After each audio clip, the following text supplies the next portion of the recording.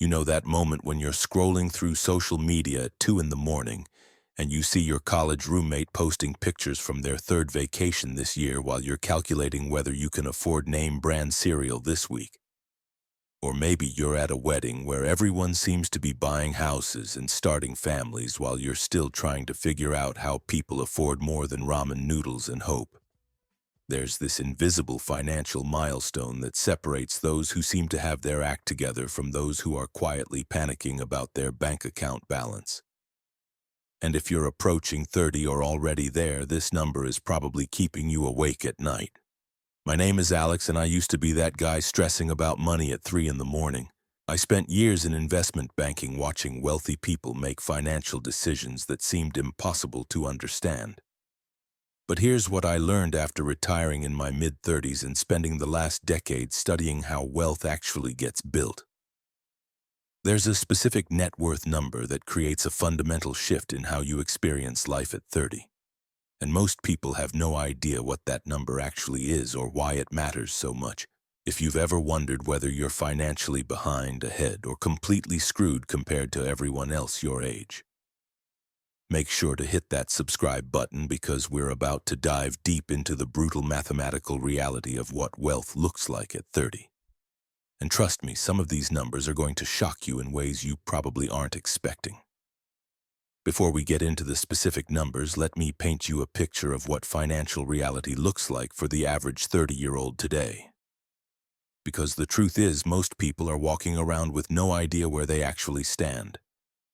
They're making financial decisions based on what they see on Instagram or what their parents accomplished 30 years ago when the economic landscape was completely different. And that disconnect between perception and reality is creating a generation of people who think they're failures when they're actually doing fine, or who think they're crushing it when they're headed for financial disaster. Here's something that might surprise you. The median net worth for someone between 25 and 34 years old is approximately $14,000. 14,000? That's not a typo. Half of all people in their late 20s and early 30s have less than 14 grand to their name after subtracting all their debts. Now, if you're sitting there thinking that sounds low, you're absolutely right. But if you're feeling relieved because your net worth is higher than that, hold on, because we're just getting started. That $14,000 median includes people who own homes, people with substantial student loan debt, people who inherited money, and people who are completely starting from scratch. It's a number that represents the middle of a very wide distribution.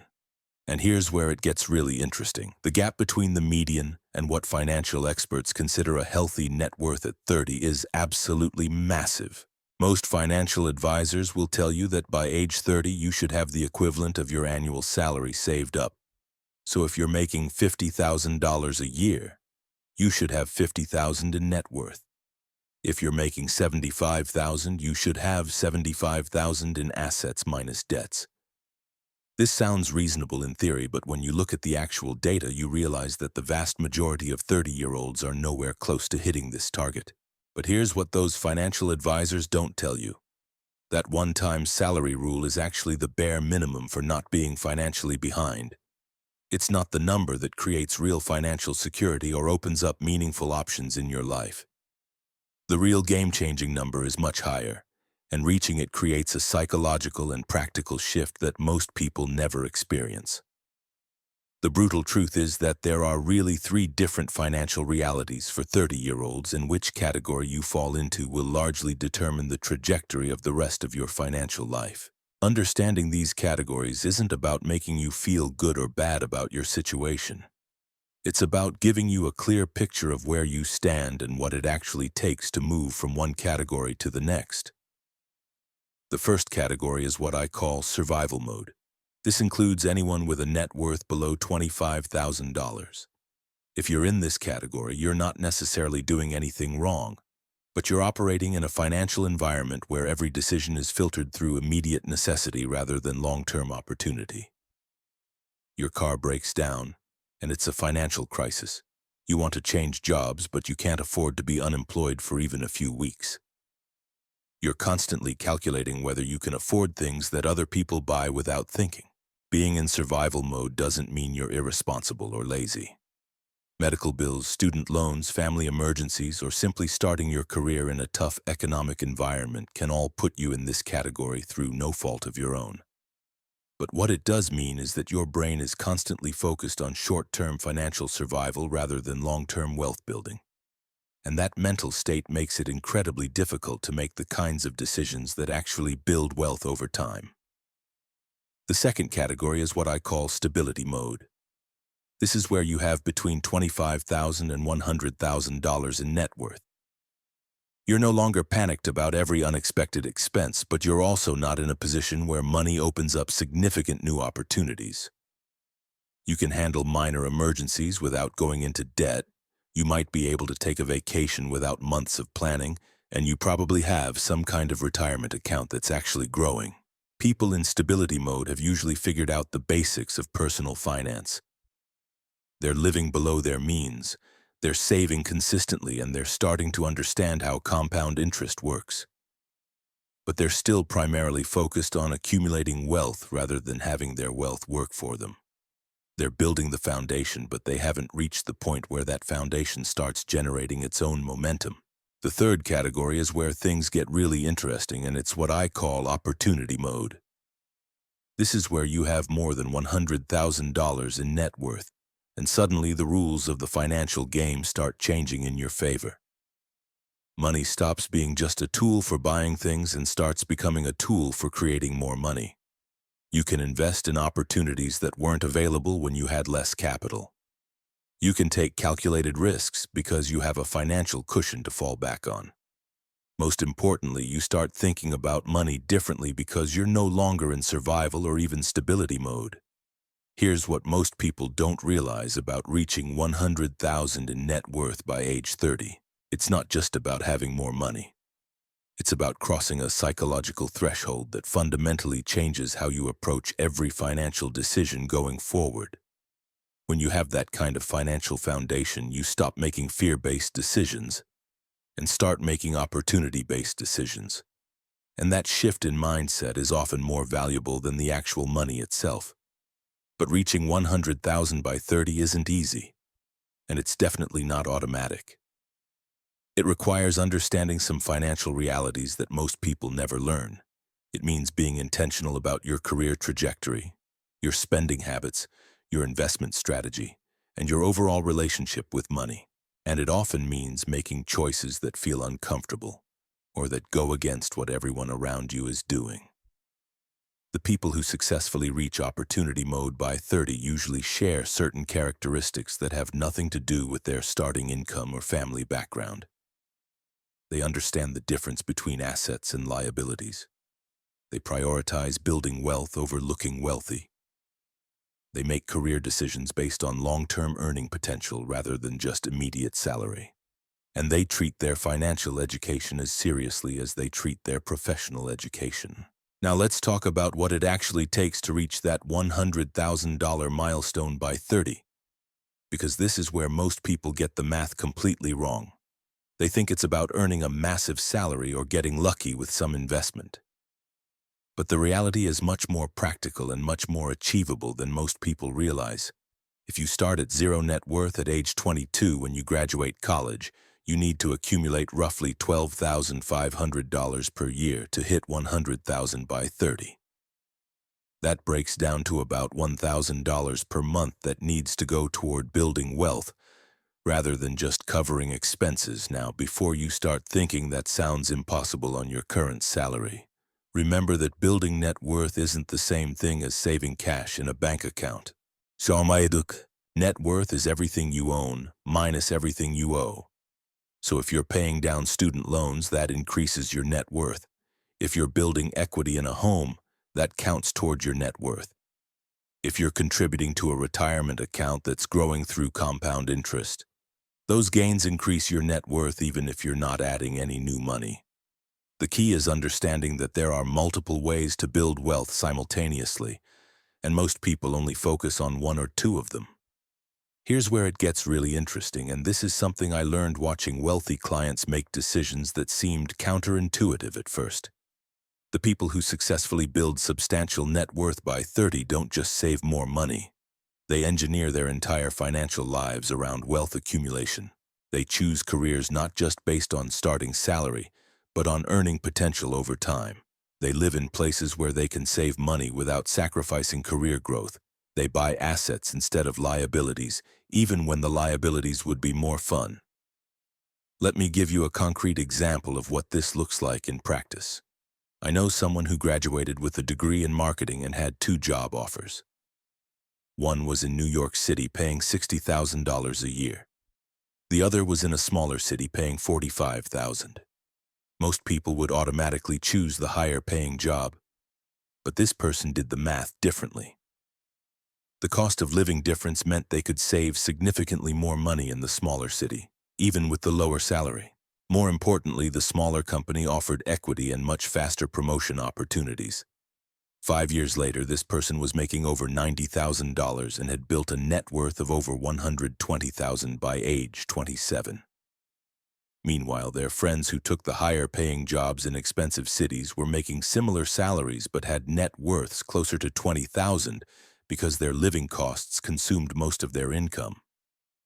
The difference wasn't luck or family money. It was strategic thinking about the total financial picture rather than just focusing on the immediate salary number. But here's something even more important that most people miss entirely. Building wealth isn't just about the accumulation phase. It's about understanding how money works once you have it. And this is where the gap between the people who build real wealth and the people who just save money becomes absolutely massive. When you have $10,000, your options are pretty limited. You can put it in a savings account earning maybe 1% interest, or you can invest it in index funds and hope for 7 to 10% annual returns. Either way, you're looking at maybe a few hundred to $1,000 in annual growth. Not life-changing money by any stretch, but when you cross into the 6-figure range, suddenly you have access to investment opportunities that weren't available before. You can invest in real estate deals that require substantial down payments. You can start a business with actual capital behind it. You can take advantage of tax strategies that only make sense when you have significant assets to protect. Most importantly, you can start thinking about your money in terms of cash flow rather than just account balances. This is where the compound effect really starts kicking in, and it's why that first $100,000 is so much harder to accumulate than the second or third. When you have substantial assets working for you, you can generate passive income that accelerates your wealth building without requiring additional time or effort from you. But you need to reach that critical mass first, and most people give up before they get there. Here's something that will probably make you uncomfortable, but it's essential to understand if you want to join the ranks of people who actually build wealth rather than just talk about it. The lifestyle that most people consider normal is actually designed to keep you poor. The constant pressure to upgrade your living situation, buy new cars, travel extensively, and keep up with social media expectations is fundamentally incompatible with building substantial wealth by 30.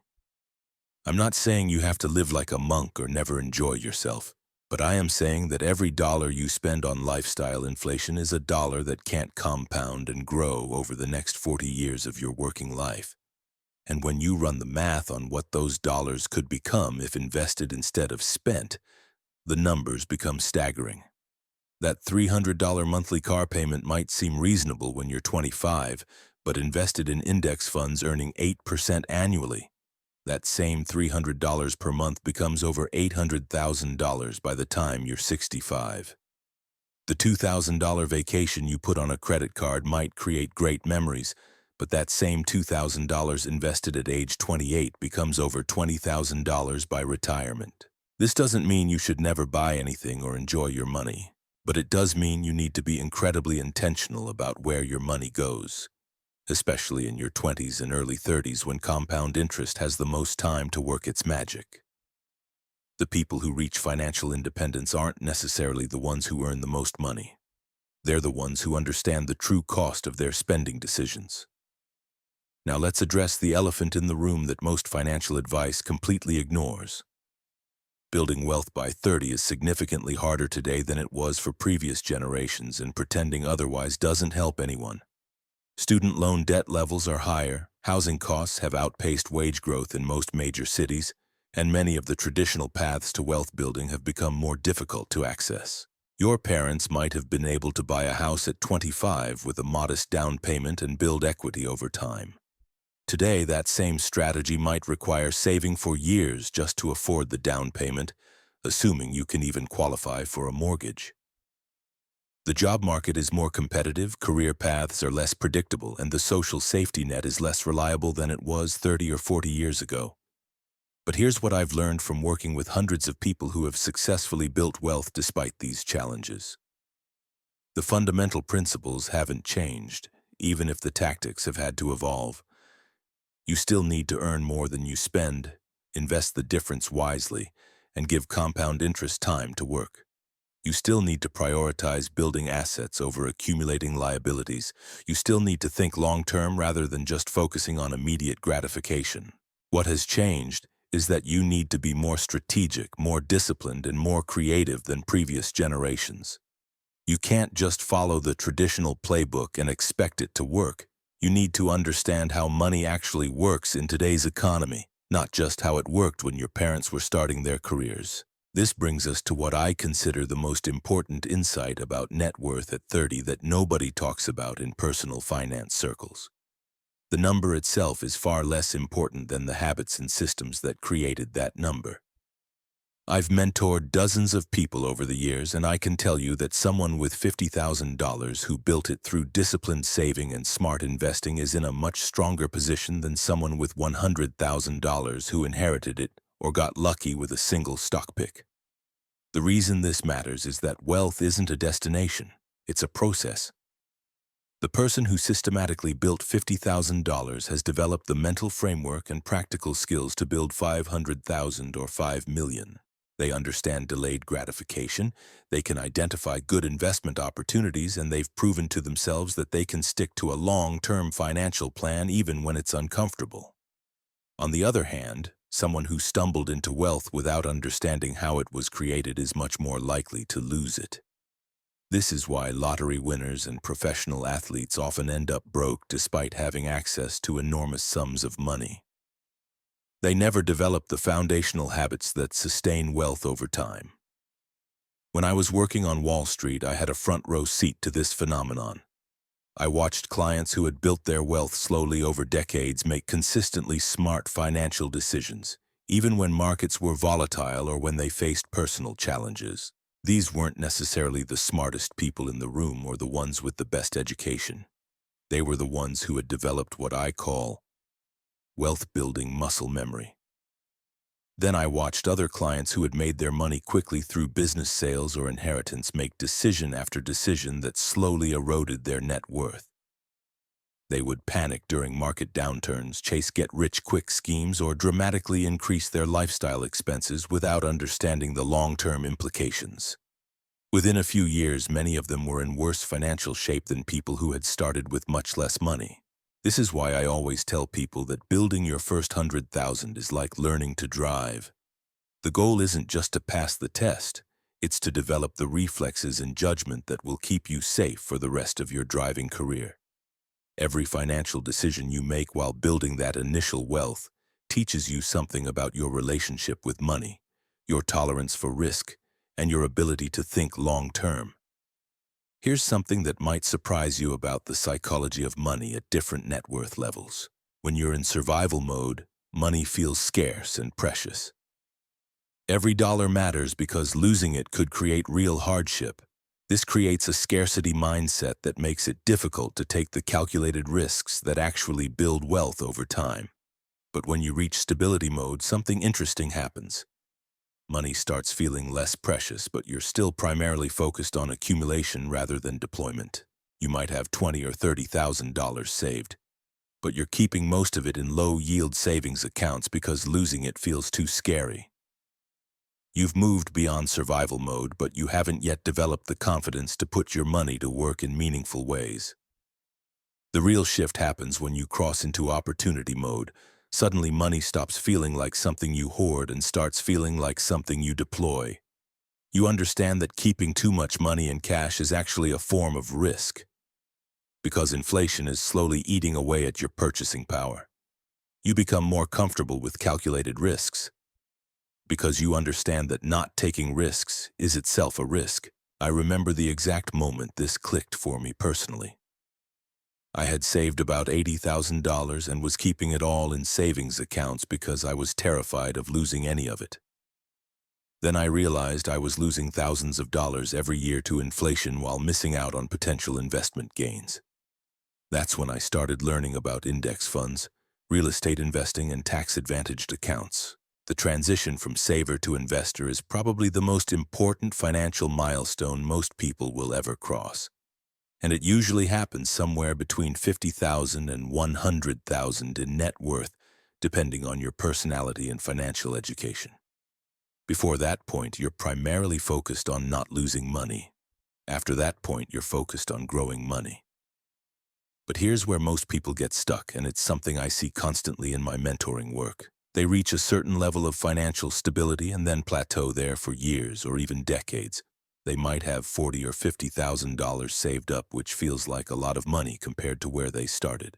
But they never make the mental shift to start thinking about that money as an investment tool rather than just a safety net.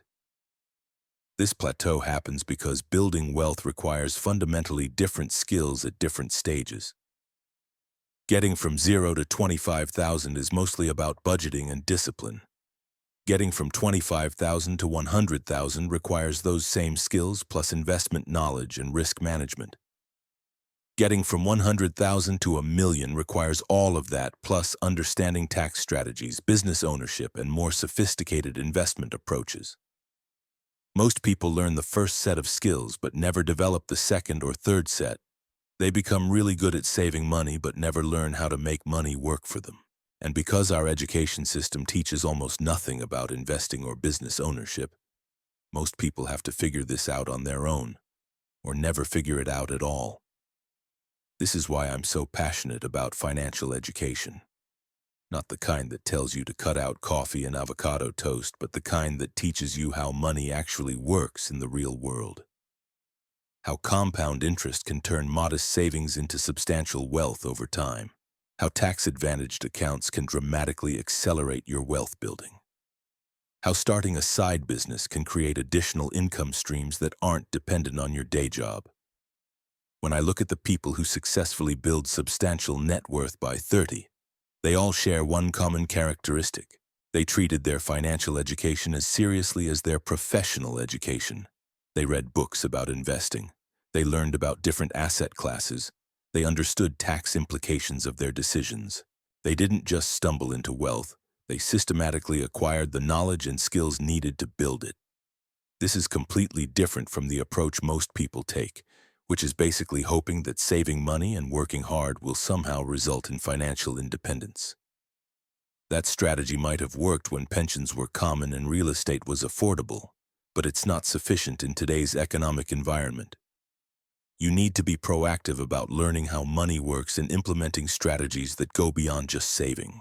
Here's something that will probably make you uncomfortable, but it's essential to understand. The gap between people who build wealth and people who don't isn't primarily about income levels or family background. It's about financial literacy and the willingness to delay gratification for long-term benefit. I've seen people making $35,000 a year build more wealth than people making $75,000 because they understood these principles and applied them consistently. Your net worth at 30 isn't your destiny. It's your starting point. Whether you're in survival mode or already crushing it in opportunity mode, the principles that build real wealth remain the same. Start where you are, learn what you need to know, and remember that every wealthy person you admire started with $0 and had to figure this out too.